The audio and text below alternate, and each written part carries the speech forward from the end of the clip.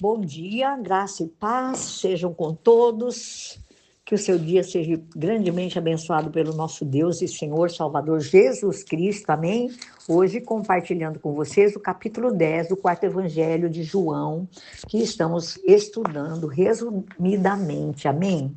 Porque o capítulo 10, amados, fala sobre o bom pastor, né? O pastor e o seu rebanho.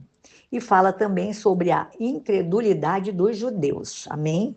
Esse capítulo, ele tem, eu vou dizer aqui para vocês, 42 versículos. Então, eu vou resumi-lo para que os áudios não fiquem tão extensos, que ainda ficam intensos, né? Daria para falar muito mais coisas, mas não temos tempo hábil. E eu acredito que nem todos têm paciência de ficar ouvindo, né? Pois eu ouço, viu, meus irmãos? Muitos áudios, até de outros pastores da minha igreja, do pastor da minha igreja, né? Do nosso apóstolo. E eu sou muito edificada. Às vezes eu quero compartilhar assim, você fica diante da televisão assistindo uma série, horas, e não consegue ouvir um áudio da palavra de Deus. Vigia, meu irmão, vamos orar e pedir a Deus que nos dê um coração contrito, quebrantado, para ouvir a voz de Deus, amém? Muito bom. Olha, eu quero assim dizer para vocês que nós temos que discernir a voz de Deus. É o que fala aqui nesse capítulo, amém? Aqui Jesus, ele compara os seus seguidores às ovelhas. E ele diz que ele é o bom pastor. Ele também diz que ele é o Filho de Deus. E que o seu Pai, que é o Deus Pai Criador, ele como Filho de Deus, homem aqui na terra, ele próprio diz que o seu Pai e ele são um. Amém? E eu quero dizer para vocês sobre a mensagem de Jesus. Jesus aqui, ele ilustra a sua missão na Terra, descrevendo duas formas de se entrar num aprisco. Amém? Ele diz que a forma errada é pulando o muro, né? Esse é o método dos ladrões, dos salteadores. Mas que a forma correta é entrar pelo portão, pela porta. Esse é o método do verdadeiro pastor, né? Ele explica nessa ilustração, dando as características de três tipos de indivíduos, de pessoas. Ele diz assim, sobre a característica do bom pastor, né? Ele diz, ele faz uma autodescrição. Ele fala do seu relacionamento com as ovelhas, que ele é a entrada para a salvação delas, se colocando como o bom pastor. Ele permite que elas andem livremente e encontrem pastos verdejantes. Isso está no verso 9 do capítulo 10, amados. Olha que coisa linda.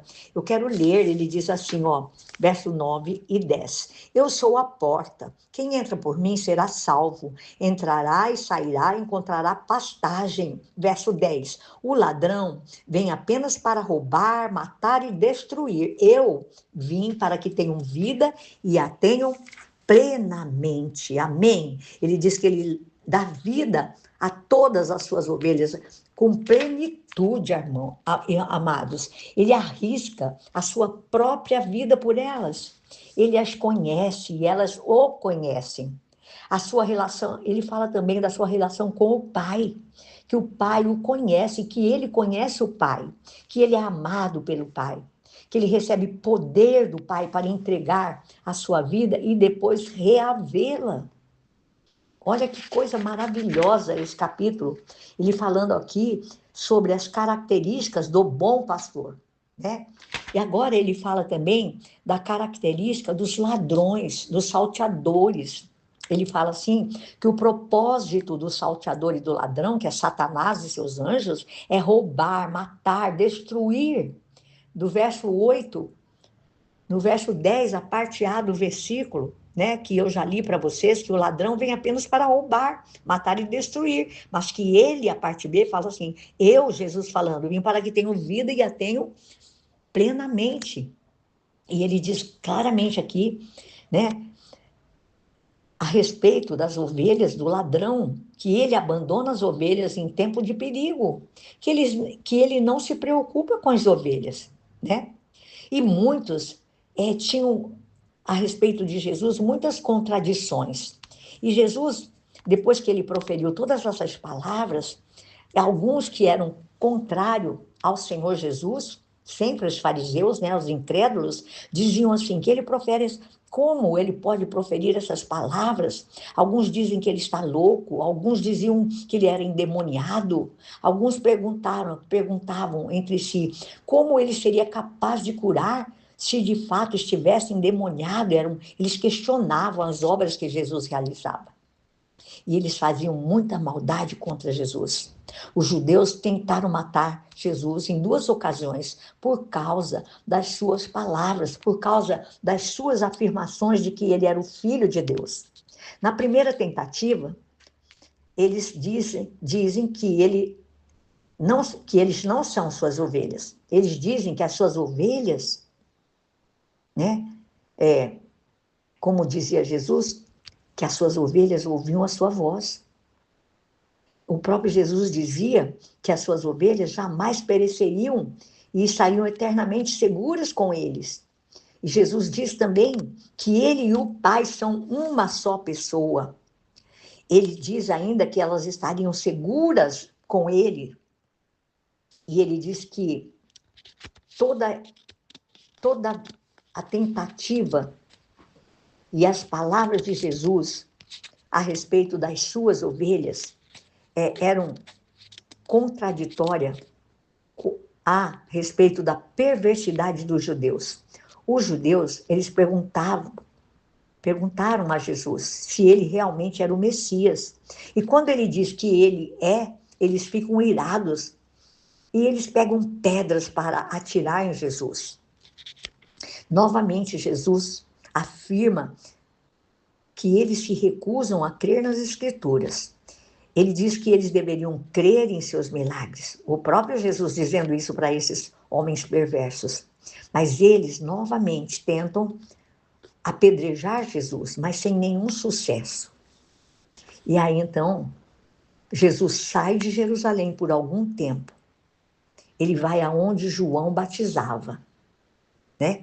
E muitas pessoas vão de encontro a Jesus, aonde ele está. E muitos são salvos através da pessoa de Jesus. Amém, meus queridos? Essa é a palavra de Deus, né?